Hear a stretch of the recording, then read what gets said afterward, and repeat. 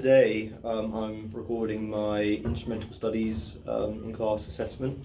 So obviously for that I need to record a video of me demonstrating how to play the chosen output that I did for my D4. And in my D4 previously, in some of my video diaries, I mentioned about how for my final piece I'm going to either be covering a song or making one. So for that, I'm decided to do both, but I didn't realise that for my instrumental studies assessment I'll be covering a song anyway. So for that I'm going to show you how to play Demarco's song "Freaking Out the Neighbourhood." There's a rhythm and a lead track for that, and I'll be going through what bits there are for that. So for that, I'm going to start off with the rhythm track. So straight away into the song "Freaking Out the Neighbourhood," you're going to hear this rhythm track. So I'll just play a little bit of it now.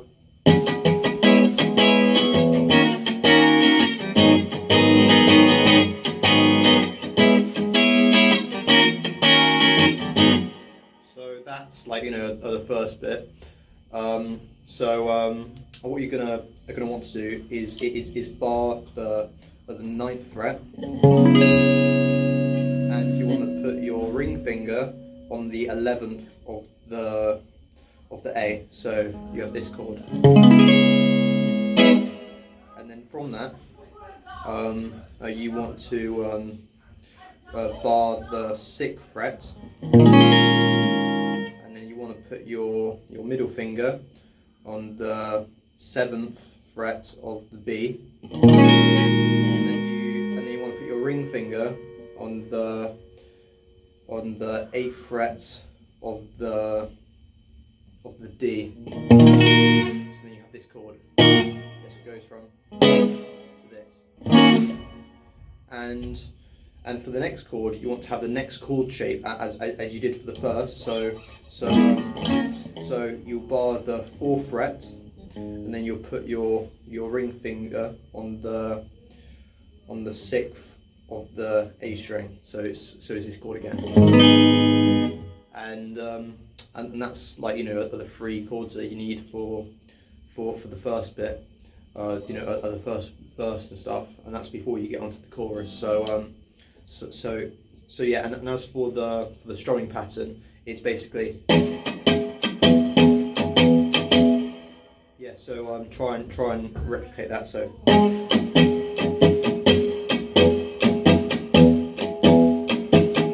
yes, it goes down, up, down, up. So hopefully that makes sense. So yeah, you'll basically have this.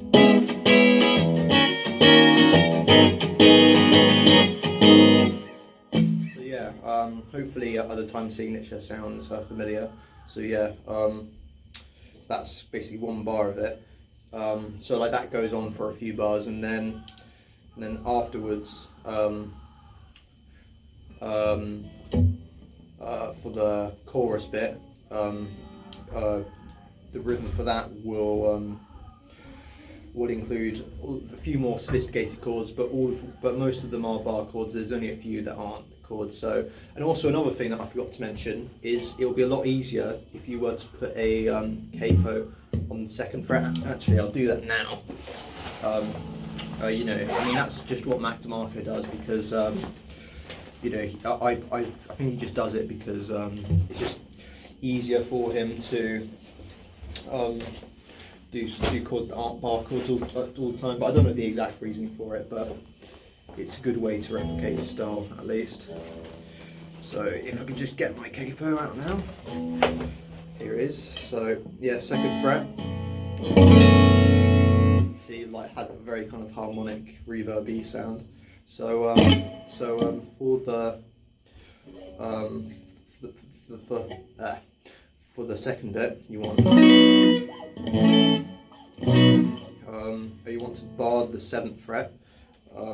If you pretend the capo isn't there, and you want to put your middle finger on the on the 8th fret of the G, and you want to put your ring finger and your pinky finger on the 9th fret of the A and D string. So it's like this chord essentially.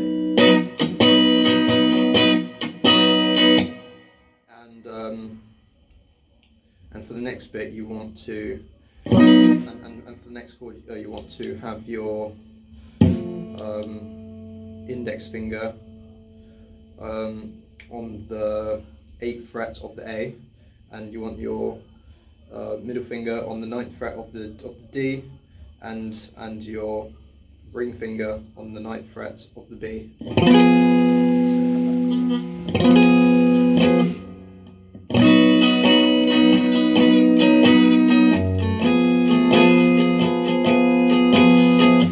So that's basically it, essentially. So then for the third chord, you want to bar the 4th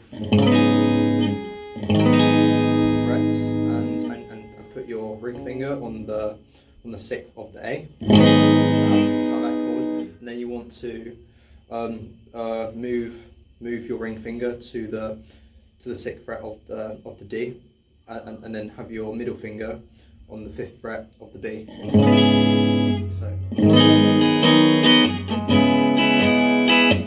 then you want to go up to play an A major, I believe.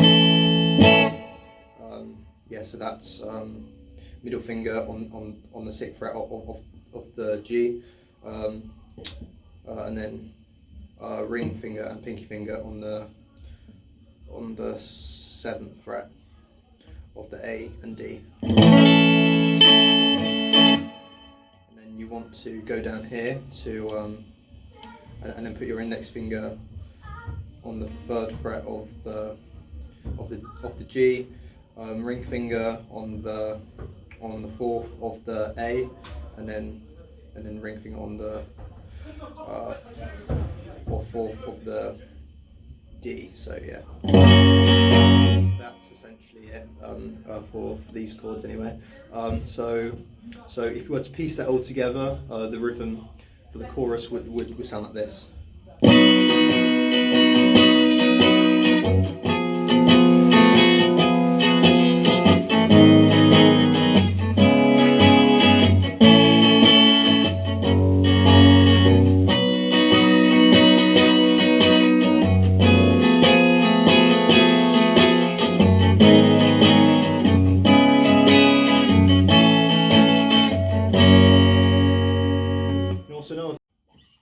Hi guys, so in this video I'm going to be going through the lead parts of the song Freaking Out the Neighborhood. So in my previous video I went through the rhythm parts of the first verse and the chorus.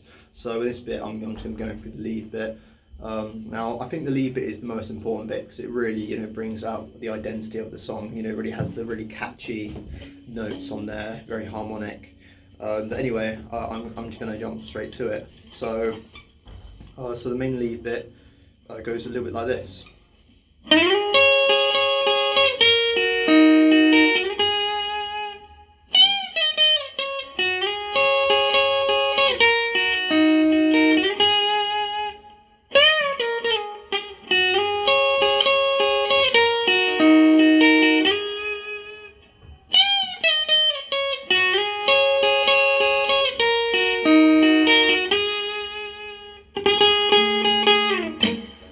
As you can see, I messed up a little bit on there, but anyway, that's the main, gist of it, and it's pretty good actually. So, what you want to do is you want to put your, you want to bar the B and E string, high E string, and before I get into this, make sure you have your toggle switch on the treble part of the thing, just so it has the difference between the rhythm and the lead. So yeah, as I was saying, you bar the 9th fret and of the B and the high E. So,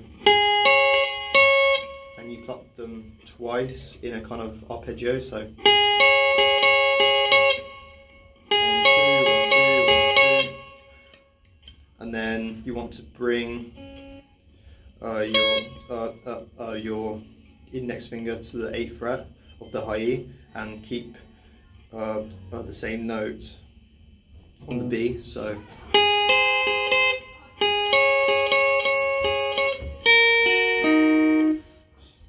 actually no, yeah, here, so you do this, and then you bring your index finger to the 6th fret of the high E, and then your middle finger to the 7th fret, and your ring finger on the 8th fret of the G. So it's like this. See that finger pattern there? So it goes like this.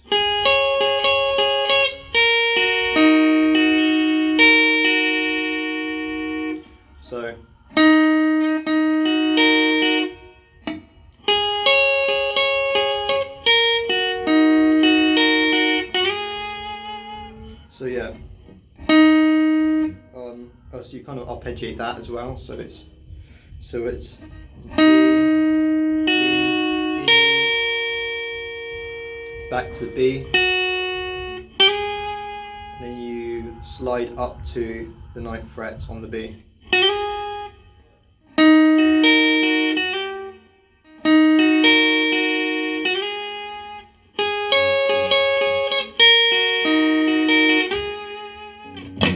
Yeah, hopefully you got that. So, and then you go up to the 14th fret of the E, and then you bend up a whole step, and you go back down, and then you pluck the 12th fret of the E. Excuse me. Yes, you bend.